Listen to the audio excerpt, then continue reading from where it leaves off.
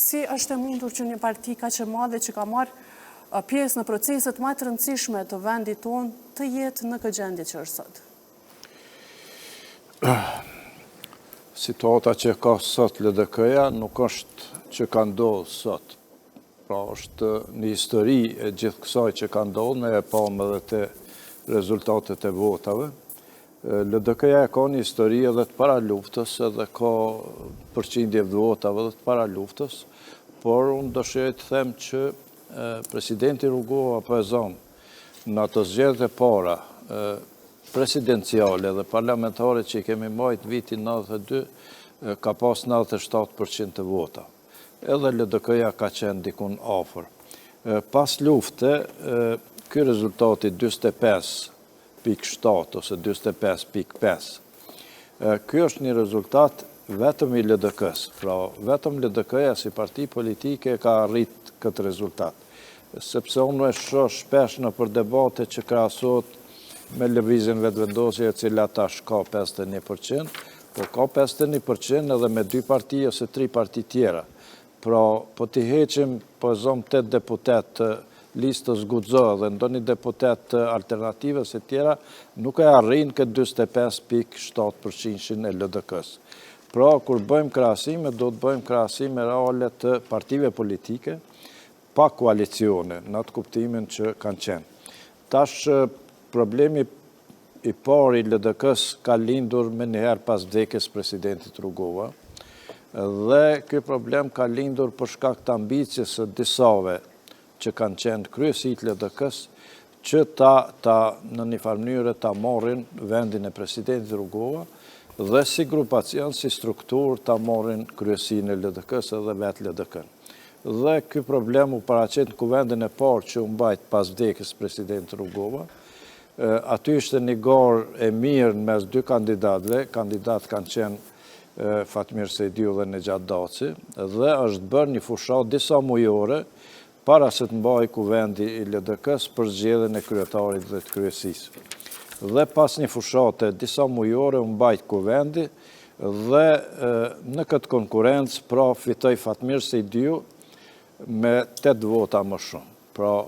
po të ndahen këto 8 vota ishin vetëm 4 vota diferencë, ose 4%, sepse Fatmir Sejdiu fitoi me 54%, dërsa Nejat Daci 46%. Pra, ky është rezultati aty.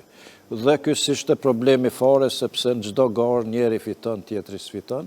Problemi lindi pastaj te formimi i Këshillit Përgjithshëm, se për LDK-ja ka kuvendin, Këshillin e Përgjithshëm dhe kryesin, si 3 organet kryesore të saj, dhe tash kuvendi e zgjedh kryetarin dhe Këshillin e Përgjithshëm. Këshilli i Përgjithshëm i ka pas 101 antar,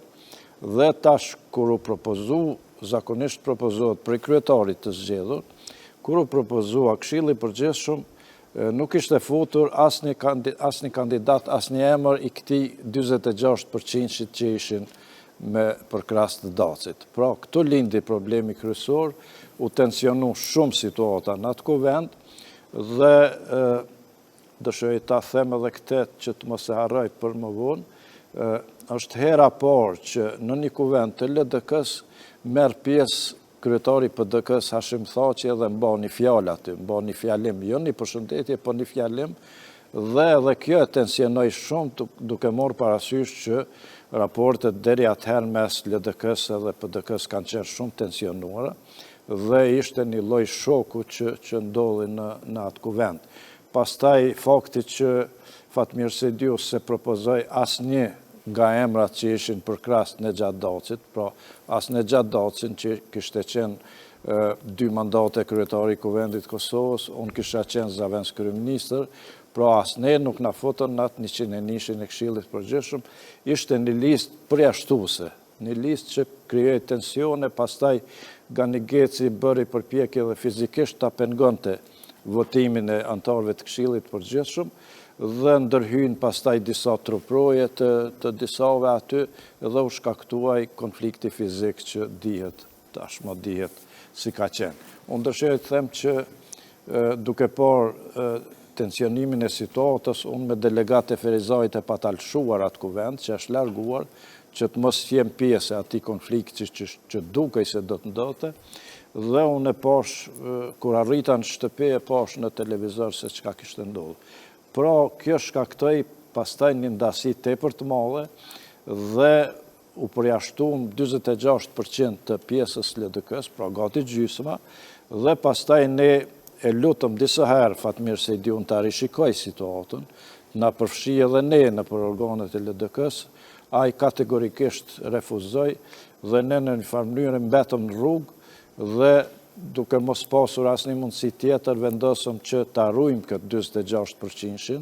sepse kishte rrezik të largohej nga LDK-ja dhe e themeluam LDD-n, pra Lidhjen Demokratike të Dardanisë,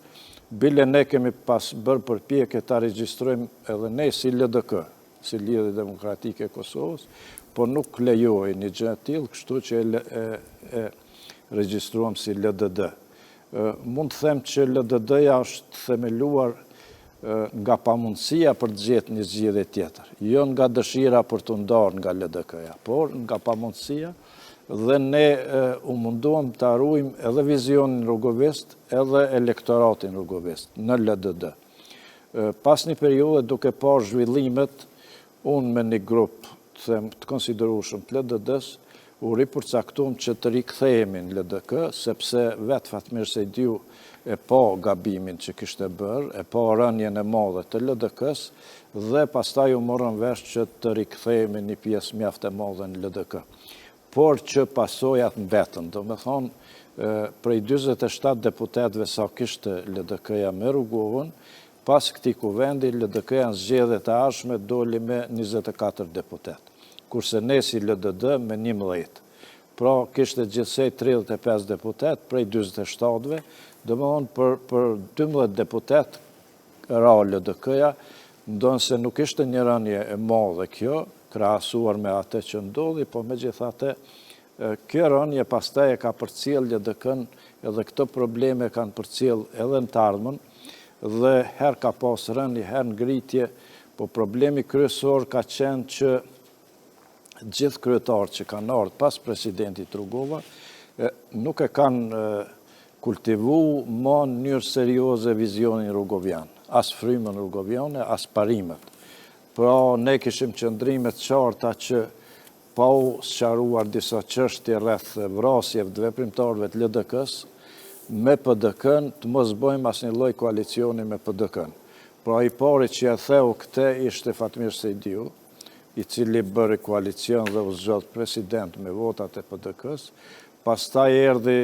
Isa Mustafa në krye të LDK-s me premtime që nuk do të bante kur koalicion me Shikun, me PDK-n, dhe me këto premtime dhe erxoi Fatmir Sejdiun, pra, nga pozita e kryetarit LDK-s, por kur u kryen zgjedhjet, fillimisht u provu një farë vloni, ka qenë një lloj koalicion me vetëvendosjen me AK-n e tjera, por që pas një periudhe caktuar kur gjykata kushtetuese kundërshtoi që partitë e opozitës ta zgjedhin kryetarin e kuvendit, atëherë Isa Mustafa pa pritmas natën, pa asnjë vendim të asnjë organi tonë, shkoi dhe bëri koalicion me PDK-n. Dhe pastaj edhe kjo reflektu, dhe në zgjedhjet tjera sërish premtonte se do të bënte me PDK-n dhe përsëri bënte. Dhe kur u lodh elektorati ynë me këto farë makinacione, mashtrime, atëherë këto zgjedhjet e parafundit, pra jo këto të 9 shkurtit, pa ato të 14 shkurtit